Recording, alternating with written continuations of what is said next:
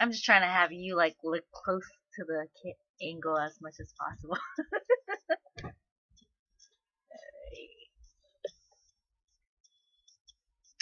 So while you were roaming around on red carpet, your brother was fighting in the war. Yes. And when were the opportunities where you got to see each other? He came home to see me. Um, he was thinking of a wife at that time, and he came home and he looked at me and say, you know, if things are different, then he could be like studying well and things like that. But in my family, that's a tragedy because my mother had my brother before uh, she married to my father, and um, and my father really hated me. Hate your brother? Yeah, my older brother, How come? because that's not his kid. So I didn't know that until very, very, very, very late, like when I came back in '85. My mother told me, but with You just didn't know respect which the part. whole family, we didn't know that he was a different kid, Oh, okay. and so he was jealous all the time, of him, and so he had to leave the house and join the army when he was young. And I wrote a poem about him. I was like very painful uh, um, experience for him, and uh, so he told me about the war. He told me about the American. He said the American was not. They are not good. They were not good right fighters, but they try to teach you how to do it, and if you don't listen to them, it will be like a problem. And he hated that, and he said the war may be lost because of the Americans. Yeah, he told me that. And then after that, after I left, then he got married. Um, Do you remember the poem you wrote? not memorizing. It's a long one. Okay. It's a long one. And so I came back to the state in the summer, and I continued with school and How old were starting you? at that time 70. I was 22. I was 22 and more anti-war than before because it's obvious we compare notes, and a lot of us in the USAID program starting to be anti-war um, because of the summer. We were in Vietnam and could see how USAID was dominating the political scene, things like that. What were the other names of the people with the scholarship? One name is Nguyen Thái Bình. He was Nguyen Thái Bình was at that time it was also didn't have a job. There's only two who didn't have among the 60 people coming back. There's only two that could not find a job like him because he was studying fishery and I studied Russian. So two of us didn't have a job, and he traveled. He traveled different way. He went with a fishing boat, for living with people in the fishing boat from south to north to northern part of South Vietnam. He went along the way, and he was like it was a life changing experience for him too, to see how hard people were living and what kind of thing they need and things like that, and what they wish. He was living in boat with them uh, for the whole 3 months, and we came back and we compared notes. So disappointed because he told USAID representative that he was afraid that when he come home, the government will not find a job for him, and the AID representative said, "Don't worry, they'll find a job in the government for him." And he was really taken aback by that. He said, "Who is this AID guy? Trying to tell me that he could influence the Vietnamese government that easy." Um, and so Um, in I was out of relationship with the nun, and by 1971, I had a summer school in Seattle, in University of Washington. So I was close to New Haven, and so we spent a lot of time together Why did you go to Seattle?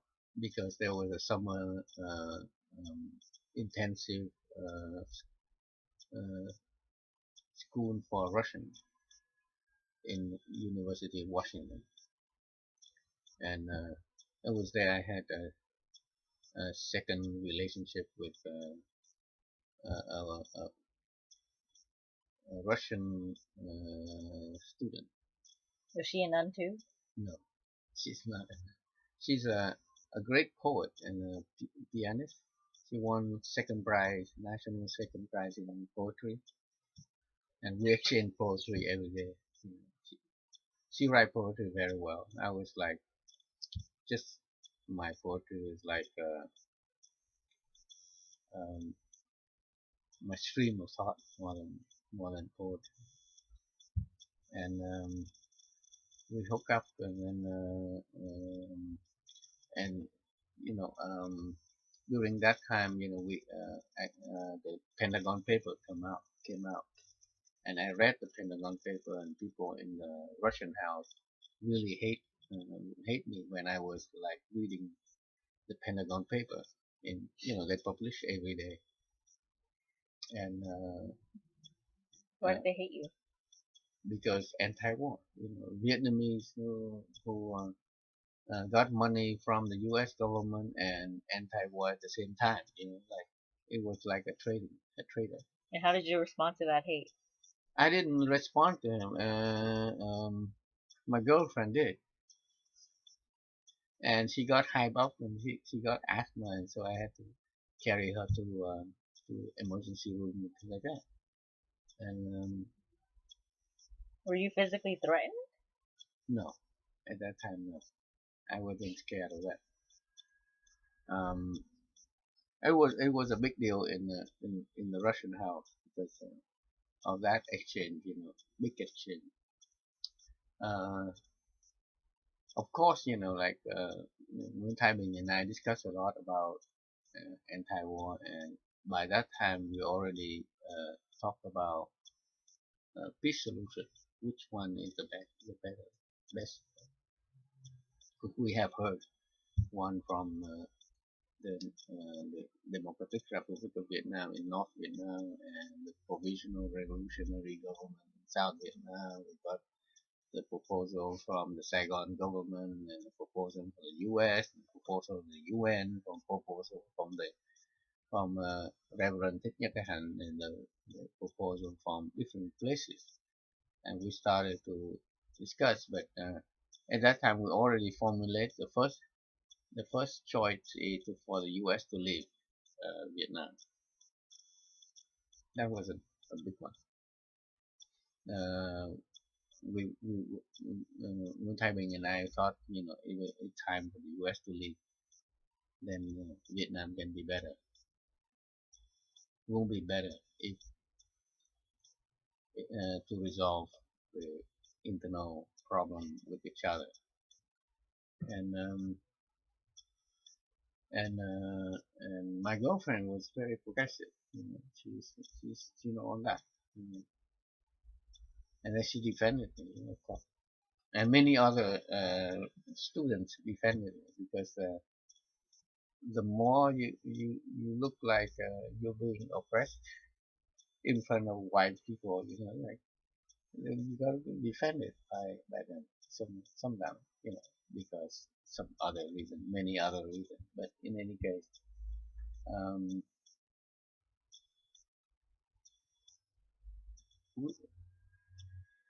so after that, then because my girlfriend was a fiance of another person, so You she were had the third person. I was the third person. Um, by that time, like I don't know what, we were really together, and You knew she had a fiance? before we before And what were your thoughts around that? Obviously, you got with her anyway. I didn't care about that. I didn't know why I didn't care about that. But she was really hurt by it, By what? by having a fiance and having a boyfriend, and she cried a lot. Uh, when we say goodbye at the end of the summer, I was really I thought that I was like I could deal with it, but I couldn't. I was like devastated by that. How was the devastation manifested? No, I cried a lot. To yourself or to other people too? Uh, um, at night alone, I cried a lot. Took all her letter. I regret now. You Both burned it? I burned everything. I burned everything. I burned everything. I thought that it was like easy, but it wasn't easy. It was a mistake. I should have kept it. I knew where she lived, but they're not going there.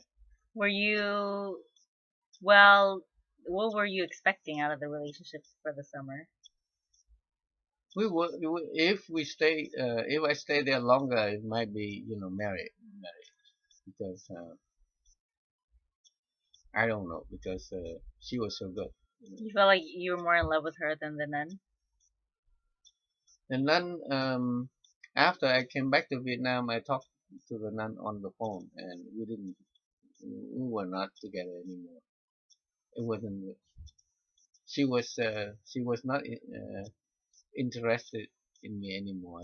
Something like that. And so we departed. One of these days, if I have a chance, I can go and visit her one day. But we parted in good terms because when we talked to each other at this time, I was more radical and she was like more into Peace Corps and other things.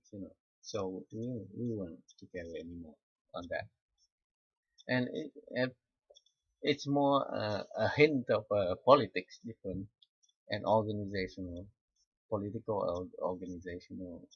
thinking different, different. Because it sounds like this woman from Seattle was more politically aligned with you. Yes, but she's not an organizer. Okay. Uh, But the uh, nun was. the nun was more a great organizer. She organized everything. Now if you look back, she's really good. Um, So you broke up and then you cried. yeah, yeah. And then when I came back to San Jose, Nguyen Thai Bang came back with me and tried to calm me down. And so a friend of my sister came by and we hit we hooked up right away. That was really bad. Vietnamese woman? Yes, and What was she doing here? She was living here? she was studying nursing for the military nurse. To go back to Vietnam? Yes, my sister too. My sister got a scholarship to do military nurse. So she was here too in the States with you. Yes, Oh, what year was this? 71. Okay. In San Jose? No, she's not in San Jose. She visited me from Texas. So she was in Texas. Hmm. Okay. So you found a rebound. I found a rebound, but this one a really big rebound. Her family is Catholic, which is like very bad relationship. We love each other very much. I wanted to get to marry her. I proposed, she accepted, and then the family said no. Family told me, if you're not anti-war, you drop all your anti-war, uh, then maybe You have to join the Catholic, and you have to learn and going through all this process to become a Catholic person. How many months was this between you meeting her and the proposal? You came back in the summer and then you hooked up with her right away. A year, a year to more than a year before they come to me very easily. So the family got to know you too. The family was in Vietnam, Okay. was a high-ranking Vietnamese family In the South Army. in the Southern Army, nasty one too. Uh, she was really, sometimes she was really um, uh, resentful of the way her family, her uncle and her father was doing. But because I was in the Union already in '73, and she visited me several times From Texas. from Texas, and I went to Texas to visit her. At that time, I was really in full-blown anti-war, So she was moving too, her politics. so politics was moving. So why did it take you so long to propose? What takes you so long to propose? Um, Back and forth because we were so far away from each other. Visiting is hard, and every time we visit, then I like her very much because she is Vietnamese, you know, and and uh, and we really agree on many political points. I asked her to read, the manifesto and things like that, and she did. She sounds she sounded like she was open minded. Yeah, she's open-minded. She read the manifesto, and then she read uh, several other books that I show her, things like that. She was really reading it, and very smart. What about her being Vietnamese was important? I have no idea, It's just some because she was Vietnamese? probably, probably, probably. She's very beautiful. That helps too. Um, but it didn't go well. So when she came back to Vietnam. I went to the airport with a with a lawyer. At that time, I was in the Union of Vietnamese. So we went to the airport to see my sister and her off back to Vietnam after their graduation. This is in Texas. And then from Texas, they had to fly to San Francisco, and from San Francisco to Vietnam. And from the airport, we uh, I took my sister. We all what do you call it? Took my sister away from the group What do you mean? uh, so that she stay back in the state. You kidnapped her? You call kidnap? It's not kidnap. In a movement, to to rescue. We call it rescue. We rescue and got her luggage, and we got her out to the airport, and she knew. My girlfriend knew, but she didn't do anything. What did your sister think? My sister was by that time she decided to stay already. Um, For what reason? well, because most of them in the U.S. you start to agree with the anti-war more or less, because I've been with them so many times, and we were in the Union of Vietnamese already, and they know with heaven. It was my sister. So she stayed for political reasons too, or because Yeah, of she was. association with your politics? Uh, uh, She was anti-war already. Oh, okay. So Yeah, she was aligned. yeah. My girlfriend was anti-war, but the parent was so powerful, for telling them to come back, for her to come back, and so she came back. But on the way back, she called me in the Union of Vietnamese office and expressed some idea that she wanted to stay, but we can't. By that time, it's impossible to go into the military base to take her out. But the next day, they already leave for Vietnam, so we couldn't do it. So my sister stayed, and she left for Vietnam. Then she died in 1978 in March.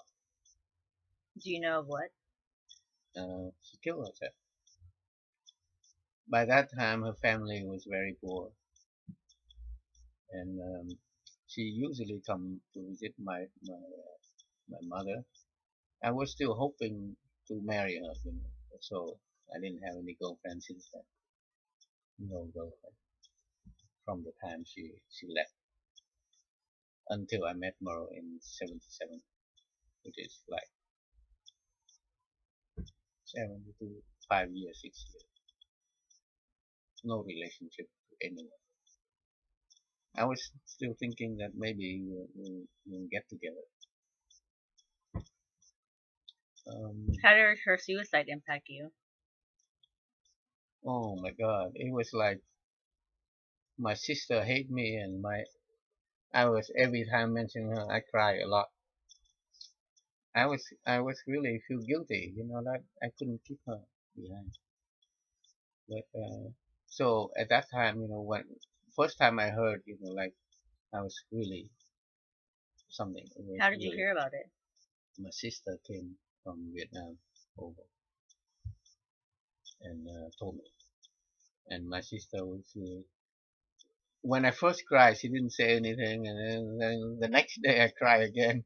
She said she becomes really bothered by it, and then the third day she becomes like disgusted disgusted about me crying. All my friend was disgusted about me being crying, like for a week or more, something like that, for a long time, because I really uh, in love with her. So that's my love until I met Maro, which is perfect. Uh, I couldn't exchange for anything. Probably, like fate gave me a chance to meet a person who is like uh, so different from me, but also uh, so, so great in organizing and great politics, good writer. You know. Okay. Let's do this time check. I think it's like 12:30 p.m.